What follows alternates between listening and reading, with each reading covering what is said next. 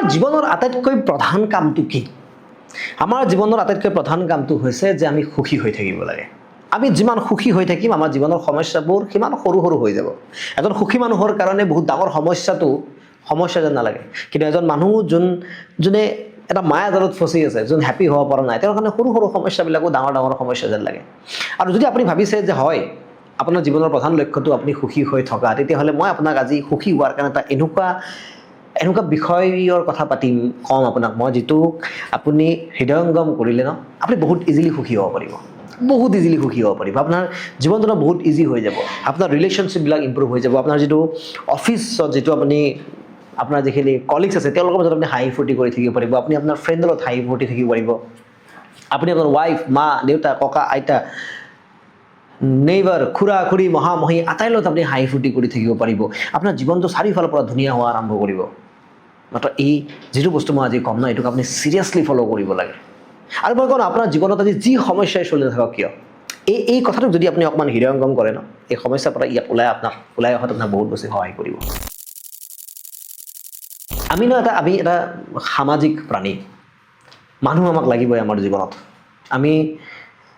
মানুহ নোহোৱাকৈ থাকিব নোৱাৰোঁ আমি আমাৰ কেতিয়াবা খং উঠিলে আমি ক'ব পাৰোঁ যে মই সুখী থকাৰ কাৰণে অকলে enough but it's not possible for us আমাক মানুহ লাগিব আমাক চাৰাউণ্ডিঙত মানুহ লাগিব লগ বন্ধু লাগিব আলহী কুটুম লাগিব ফেমিলি মেম্বাৰ লাগিব কেতিয়াও এইটো জানিবৰ কাৰণে চেষ্টা নকৰিব যে সন্মুখৰ মানুহজনে একজেক্টলি আপোনাৰ বিষয়ে কি ভাবে কেতিয়াও জানিব ট্ৰাই নকৰিব কেতিয়াও এজন মানুহক বহুত বেছি বুজিব চেষ্টা নকৰিব এইটো কেতিয়াও জানিব চেষ্টা নকৰিব যে সেইজন মানুহে আপোনাৰ বিষয়ে আচলতে কি ভাবে তেওঁ মুখত যিটো দেখুৱাই ন সেইটোতে আপুনি সীমাবদ্ধ হৈ যাওক আপুনি জীৱন এজন মানুহৰ ভিতৰত আপুনি সোমাব ট্ৰাই কৰিব সেইজন মানুহে আপোনাক লৈ কি ফিল কৰে কিমান কেনেকুৱা ধাৰণা আপুনি সোমাই যাব ন সিমান আপুনি অশান্ত হোৱা আৰম্ভ কৰিব সিমান আপুনি ডিষ্টাৰ্ব ফিল কৰিব সেইকাৰণে কোনো এজন মানুহক বহুত ডিপলি জানিব ট্ৰাই নকৰিব তেওঁ চকুৰ সন্মুখত আপোনাক যি হিচাপে বিহেভ কৰি আছে সেইটোকে ৰিয়েলিটি বুলি মানি লওক ইয়াৰ পিছৰ ৰিয়েলিটিটো কেতিয়াও বিচাৰি নাযাব প্ৰতিজন মানুহৰ ভিতৰখন জানিবৰ কাৰণে চেষ্টা নকৰিব আপোনাৰ কাৰণে জীৱনটো কঠিন হৈ যাব তেওঁ সন্মুখত যেনেকৈ আপোনাক বিহেভ কৰি যেনেকৈ ট্ৰিট কৰি আছে সেইটোকে সীমাবদ্ধ বুলি ভাবি আপুনি জীৱনটো জীয়াই যাওক জীৱনটো ধুনীয়া হৈ যাব আপোনাক যদি কোনোবাই লগ পাওঁতে হাঁহি ধেমালি কৰি মাতিছে আপোনাক যদি কোনোবাই অলপ ইনস্পায়াৰ কৰিব ট্ৰাই কৰিছে আপোনাক যদি কোনোবাই অলপ মটিভেট কৰিব ট্ৰাই কৰিছে আপোনাক যদি সেই সময়ত কোনোবাই আপোনাৰ মুখত এটা হাঁহি আনি দিছে দ্যাটছ এনাফ আপুনি তাৰ পৰা যোৱাৰ পাছত সেইজন মানুহে আপোনাৰ বিষয়ে পজিটিভ ডিছকাছ কৰে বা নিগেটিভ ডিছকাছ কৰে এইটো আপোনাৰ কাৰণে কোনো টপিকে হ'ব নালাগে it's none of your business যদি আপুনি জেনুইনলি সুখী হ'ব বিচাৰিছে আৰু জীৱনটো সৰল কৰিব বিচাৰিছে কমপ্লিকেটেড কৰিব বিচৰা নাই এয়া আপোনাৰ ৱাইফ হওক আপোনাৰ কলিগ হওক আপোনাৰ ফ্ৰেণ্ড চাৰ্কেল হওক আপোনাৰ পেৰেণ্টছ হওক ফৰগেট এবাউট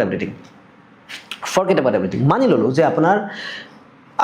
এজন বন্ধুৱে আপোনাৰ বিষয়ে খুব নিগেটিভ ভাবে আৰু তেওঁ আপোনাক মুখততো বৰ ভালকৈ কথা কৈ আছে কিন্তু আপোনাক ঠগিবৰ কাৰণে তেওঁ চেষ্টা কৰি আছে ইয়াৰ অৰ্থ এইটো যে তেওঁ যদি ঠগিব চেষ্টা কৰি আছে আৰু যদি আপোনাৰ ফ্ৰিকুৱেঞ্চি ল' হয় আপোনাৰ বেয়া টাইম অহা সময় হৈ গৈছে তেতিয়াহ'লে আপোনাক তেওঁ ঠগিব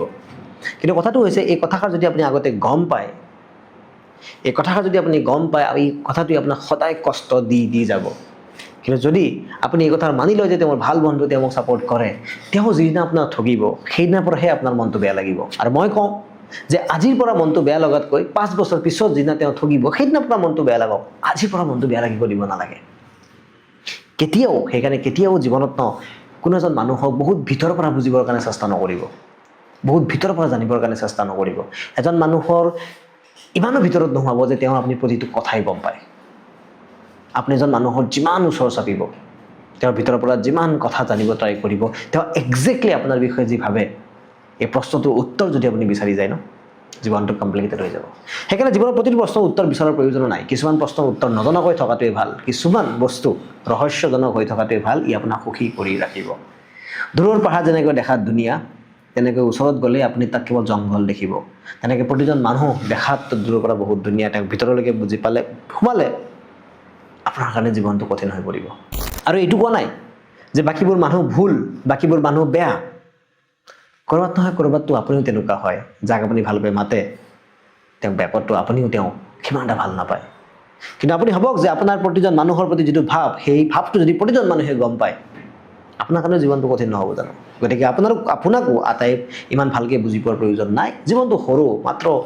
আজি যদি আপুনি মোৰ ভিডিঅ'টো চাই আছে আপোনাৰ বয়স হয়তো 30 35 25 20 বছৰ অলৰেডি হৈয়ে গৈছে আৰু জীৱনটোত আছে কিমান 40 50 বছৰ আৰু এই 40 50 বছৰ বয়সৰ কাৰণে এজন মানুহক ডিটেইলছ বুজি তেওঁ মোৰ কাৰণে কি ভাবিব কি নাভাবিব ভাল বেয়া ইমান জানি কি লাভ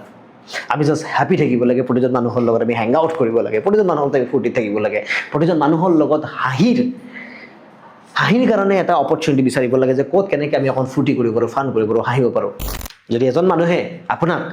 1 মিনিটৰ কাৰণেও আপোনাৰ মুখত হাঁহি আনিছে ন তো সেইজন মানুহ আপোনাৰ কাৰণে ভাল মানুহ আৰু তাতকৈ বেছি জানিবৰ কাৰণে চেষ্টা নকৰিব যদি মোৰ ভিডিঅ'টোৰ লগত আপোনালোকে কানেক্ট কৰিবৰ কাৰণে সক্ষম হৈছে মোৰ ভিডিঅ'টোৱে যদি আপোনাক কিছু পুৰণি কথাত আপোনাক অলপ লৈ গৈ পেলাই তাত আপোনাক কিছু কানেক্ট কৰিবৰ কাৰণে সুযোগ দিছে তেতিয়াহ'লে ভিডিঅ'টো মেক্সিমাম মানুহলৈকে শ্বেয়াৰ কৰিব আৰু চেনেলটো ছাবস্ক্ৰাইব কৰিব আৰু কি টপিকত আপোনাক ভিডিঅ' লাগে আমাক জনাব আমি আপোনাৰ টপিক হিচাপত ভিডিঅ' বনাই আপোনাক ছাৰপ্ৰাইজ দিবৰ কাৰণে চেষ্টা কৰিম